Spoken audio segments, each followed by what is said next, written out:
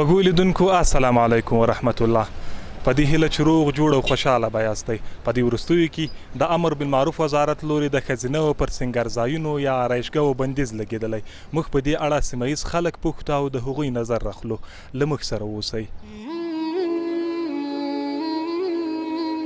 داسې کورنۍ وي چې دغه بېجایه ګزافه مصارفو حتی مصارف به نه درلودو، مجبوره و د یو چا نه به قرضولو، یو په شکل د اشکالو به دغه مصارف برابرولو.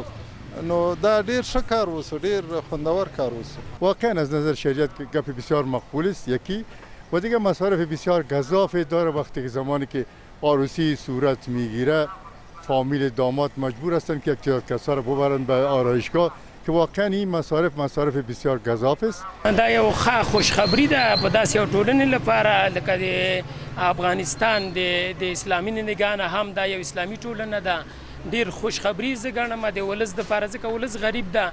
د ودونو کې یا په کوژدو کې ډیر اوچت مصارف به یو ځوان پرې کول د دغې دپاره، ځکه آرایشګاه ته به کم مصرف هم 15,000 روپۍ به ترې آرایشګاه د ناوې به یې بېل اخیستل، د ناوې د کورنۍ د غړو هغه به یې ترېنه بېل اخیستل. نو د یو ځوان دپاره به دغه واده دومره تېز سو، قیمت تمامېده چې حتی وسه به یې نه درلوده. دې لپاره به ډېرې مودې مسافریانې وکړلې چې د واده مصرف پوره کړم زم.